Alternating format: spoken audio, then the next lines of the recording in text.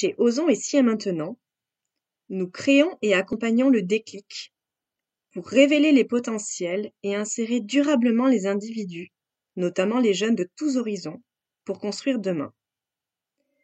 Pour cela, nous concevons et animons des parcours transformateurs en nous appuyant sur notre laboratoire pédagogique.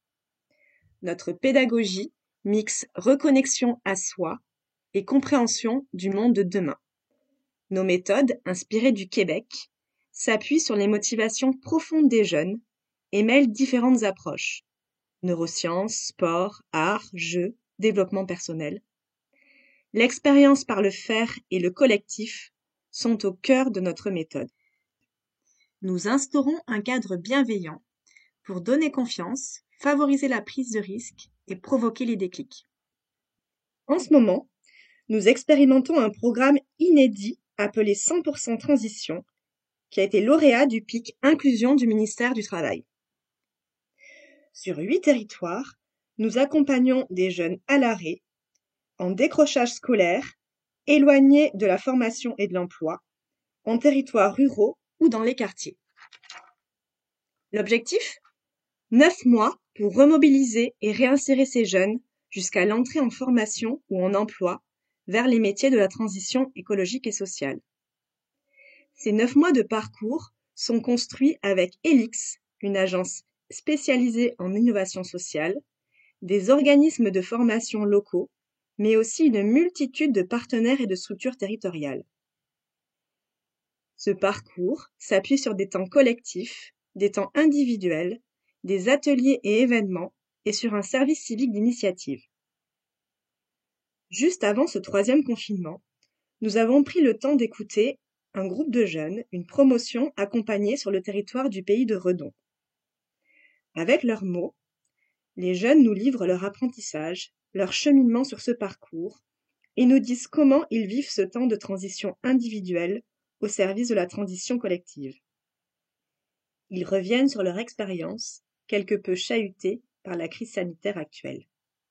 Bonne écoute à tous et un immense merci à eux pour leur témoignage si sincère.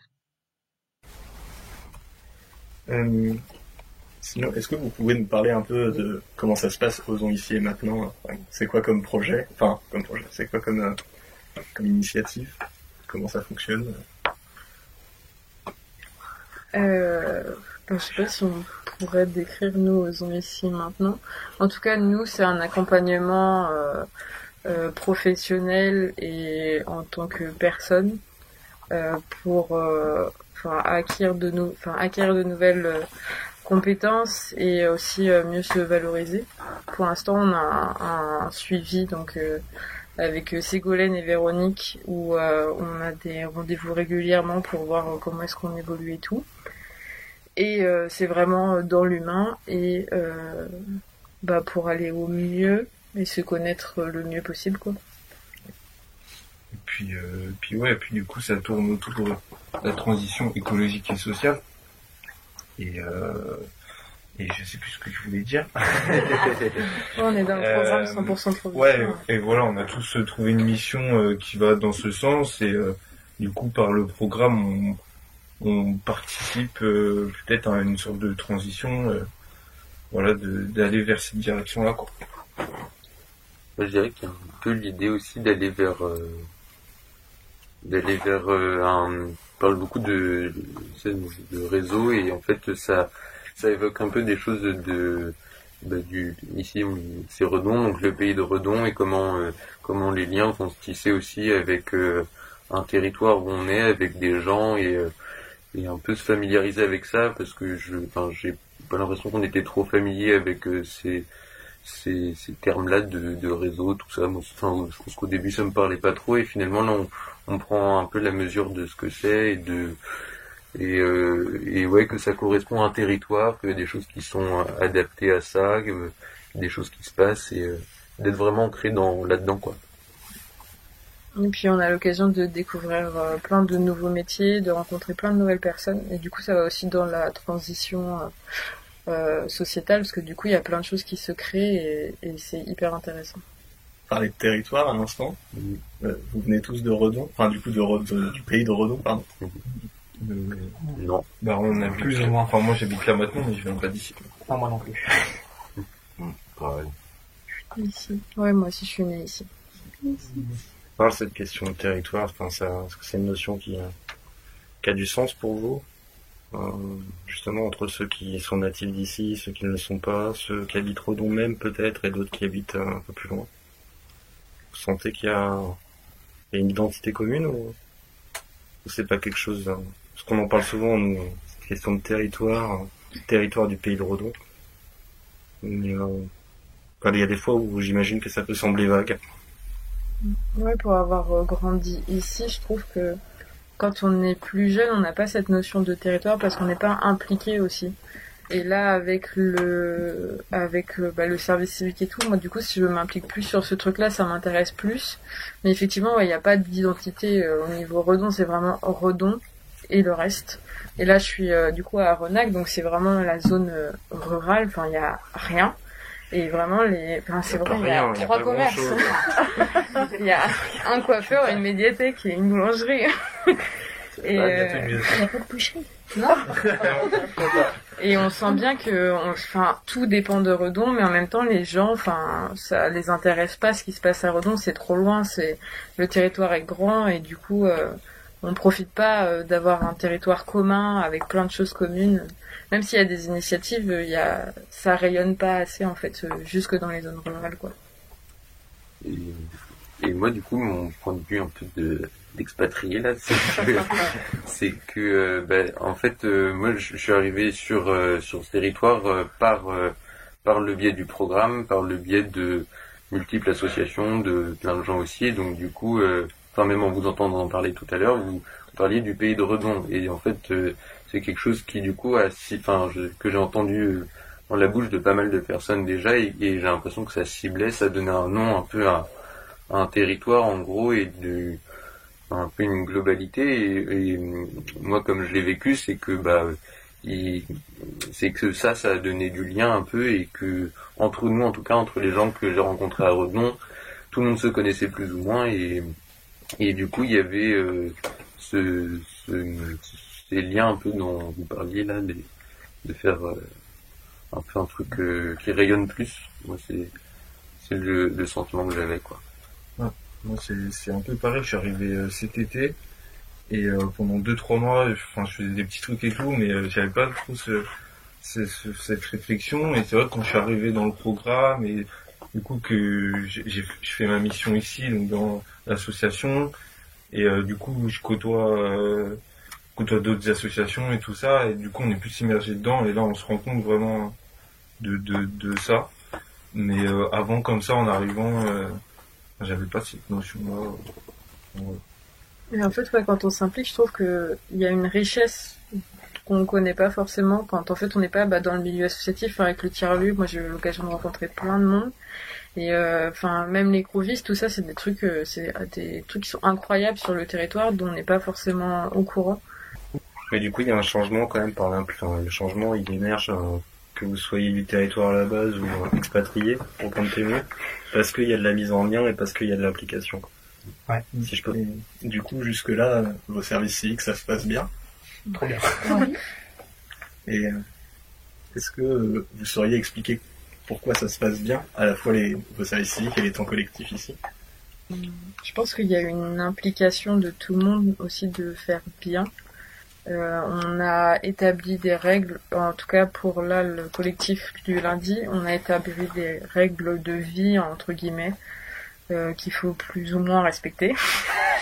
Et le truc le plus important, je crois, c'était vraiment la bienveillance.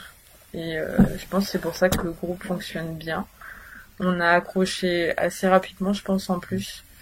Donc, c'est clair que le lundi, ça se passe super bien. Et en structure, je pense qu'il y a aussi cette notion que les personnes qui nous accompagnent veulent faire bien et sont aussi dans cette transition et ce partage de choses. Et du coup, c'est pour ça qu'ils sont hyper contents de nous avoir et nous, on est hyper contents d'apprendre d'eux. Et on a des tuteurs qui sont hyper engagés et tout, donc c'est hyper enrichissant d'être avec eux. En structure, moi, pour ma part, effectivement, ça se passe bien parce qu'effectivement, j'ai une tutrice qui est hyper bienveillante et pour une fois, par rapport à l'ancien travail que je faisais, donc je travaillais en usine avant, j'étais sur les lignes, etc. Là, je suis écouté, c'est-à-dire qu'on me demande mon avis aussi sur les actions à faire, sur les projets à éventuellement avancer, sur on est en pleine réorganisation, il y a tout à réorganiser dans le bâtiment, on me demande aussi mon avis, on me demande ce que j'en pense. Voilà quoi, c'est le fait d'être écouté aussi, je pense, qui influe pas mal. Moi, c'est un peu pareil, j'ai changé de vie aussi, enfin, j'étais pas du tout dans ce milieu-là avant, et je suis arrivé, et on est plus dans le vrai, dans l'humain, il y a vraiment ce truc de bienveillance, des fois qu'on met sur la table, mais des fois qui est là inconsciemment, et du coup c'est cool, il y a des bonnes énergies, du coup ça pousse à faire des choses. Et tout le monde a envie, quoi, dans toutes les structures, tu sens qu'il y a de l'envie, et il y a de l'envie de s'entraider aussi, du coup ça pousse quoi, à faire des choses et à se mettre dedans aussi, quoi. Il y a aussi pour certains peut-être c'est soit se découvrir une nouvelle passion ou travailler déjà dans sa passion en tant que passionné de jeu. Moi personnellement je suis pile poil dans le milieu que je voulais. Donc voilà, je pense que c'est aussi une grosse motivation de pourquoi on est dans le service civique. Et là je sais que c'est un peu plus compliqué, mais ils se découvrent des choses, on se découvre des choses de base de nous-mêmes, hein, des qualités ou des compétences qu'on ne pensait pas avoir en fin de compte.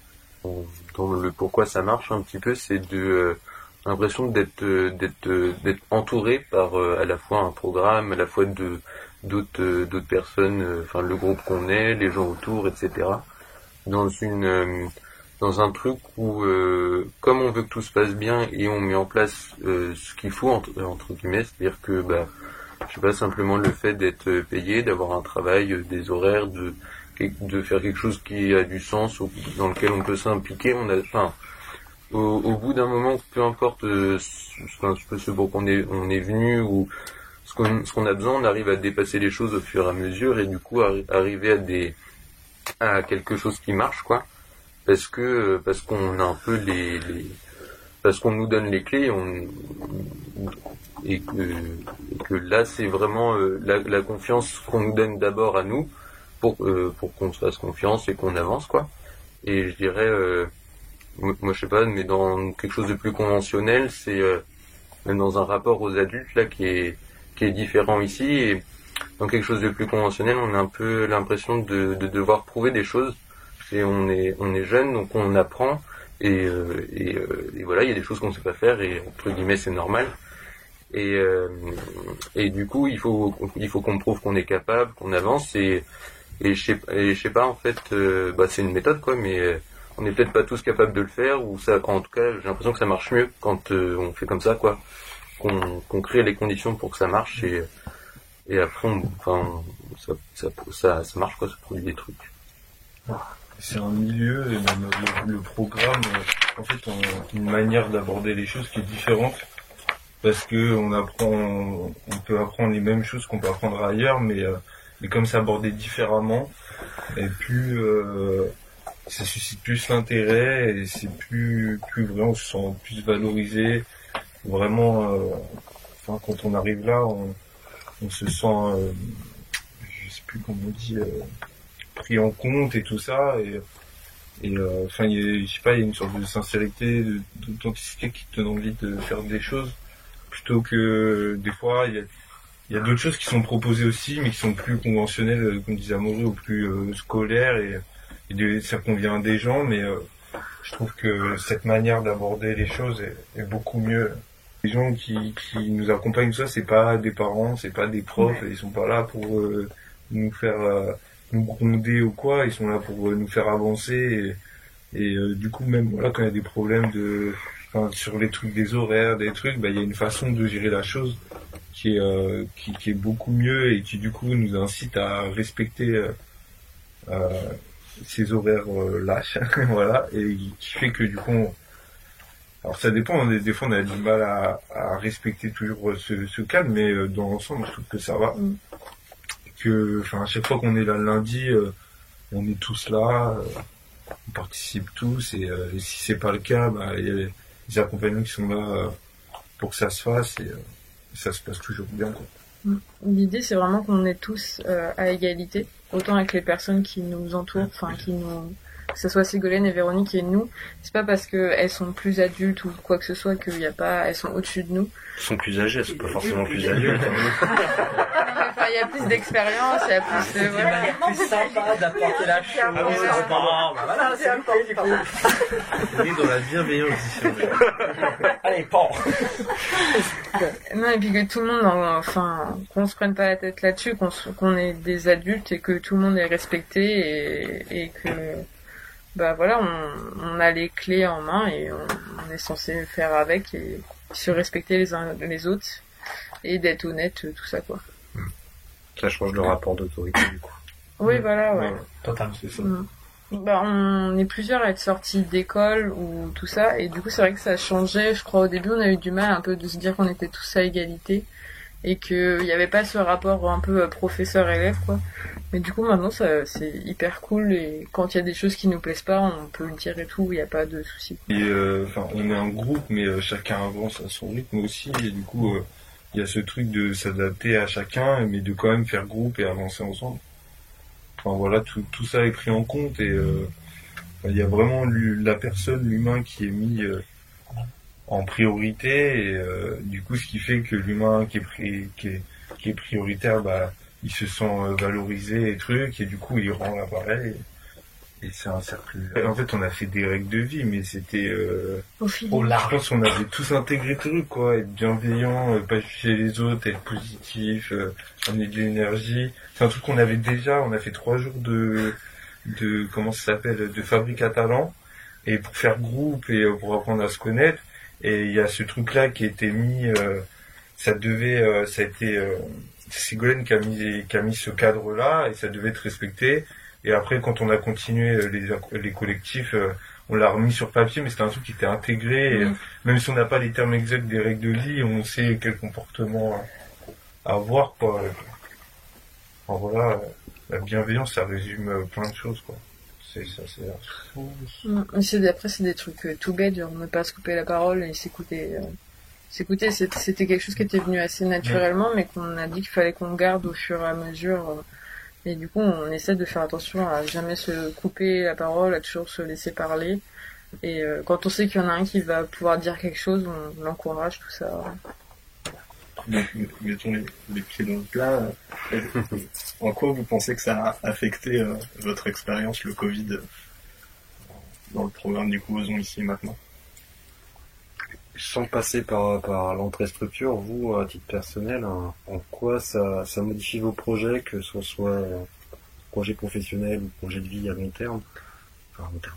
En tout cas, la perception que vous pouvez avoir de la transition, est-ce que pour vous, ça vient soulever une nouvelle question, de nouveaux questionnements, peut-être l'envie justement de davantage s'impliquer?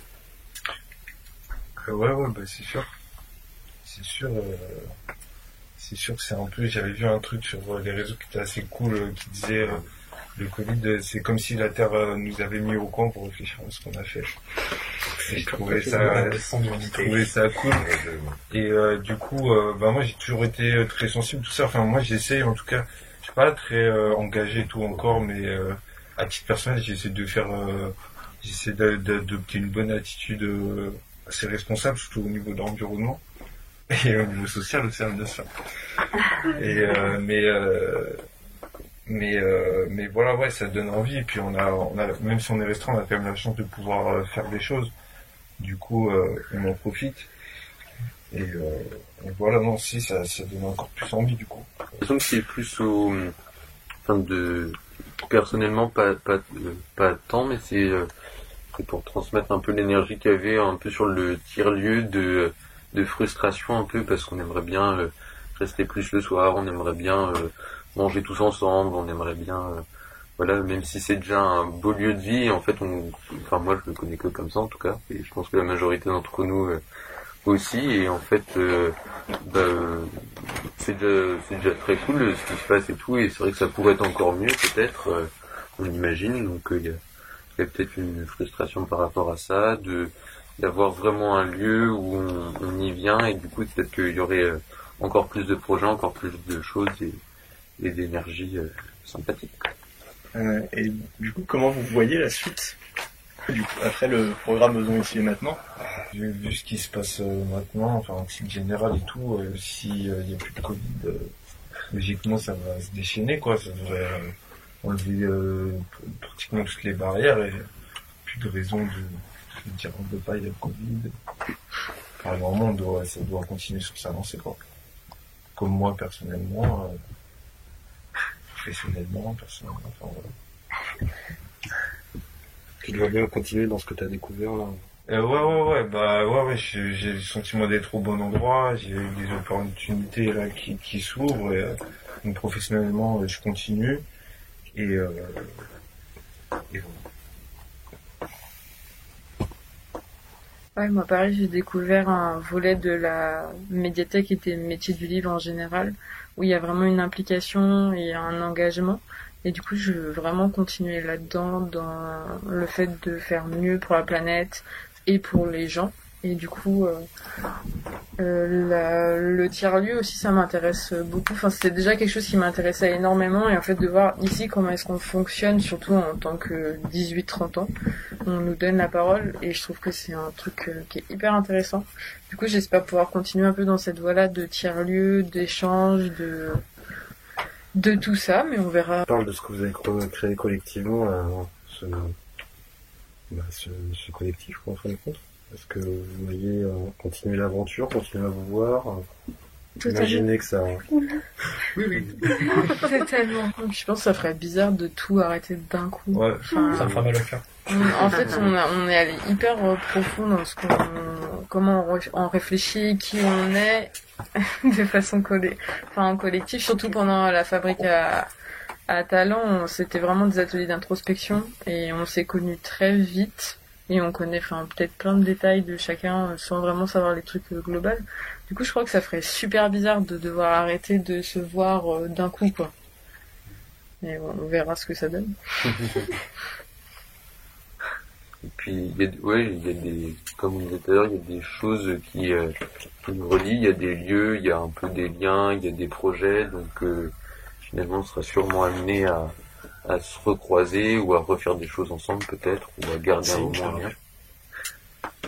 Et sinon, ça fait 2 fois que vous mentionnez la fabrique à talent. Est-ce que vous pourriez nous expliquer ce que c'est que la fabrique à talent du coup À la fabrique à talent, 3 jours en groupe consécutifs quelques temps avant le début du programme. Avec des ateliers et tout ça, on fait beaucoup d'introspection. Et on crée un groupe aussi, et on voit plein de choses différentes, super intéressantes, via plein d'activités. Et voilà, après on en ressort avec une sorte de profil entre guillemets. Nous on sait à peu près niveau compétences ou quoi, ou niveau envie, au niveau un peu plus clair, les accompagnants aussi. Ce qui fait qu'après il y a une proposition de mission du coup là autour de la transition écologique sociale, et nous après il y a des propositions et en fonction de nos goûts on choisit, on rencontre les tuteurs des structures qu'on a envie qui nous intéressent et on voit si on peut continuer, et puis après c'est parti. Est-ce que vous vous sentez contribuer à un changement de société? Bah oui, puisqu'on participe à tout ce qui peut la faire évoluer, donc même à petite échelle, en étant service civique de nos structures, on participe. Donc ouais, moi je me sens investi dans ce sens. Et puis même pour nos projets futurs, j'en parle encore des métiers futurs et de chacun, mais si on apporte à notre manière la façon dont on va travailler, etc., on va forcément participer à ça, donc ouais. Et moi j'ai vraiment... déjà, pour répondre à la question, c'est oui, j'ai vraiment l'impression de faire un truc, quoi, d'agir, mais c'est aussi un peu de l'application concrète, quoi. J'ai l'impression qu'on peut être aussi un peu dans sa bulle et pas savoir trop comment faire, et que à partir du moment où on crée des réseaux, crée des structures, des organisations et des systèmes, du coup, on est bien plus performant, du coup, que juste à, couper le robinet, quoi, quand on se lave des dents, qui est un truc, c'est bien, mais voilà. Et je sais que moi, pour ma part, j'avais besoin de faire un truc, là, je me disais, cette année, vraiment, faut que je fasse un truc qui ait du sens, qui marche, et de participer un peu à quelque chose qui aide, qui fait avancer les choses, qui solutionne pas tout parce qu'il y a plein de choses, mais dans lequel on fait sa part et voilà.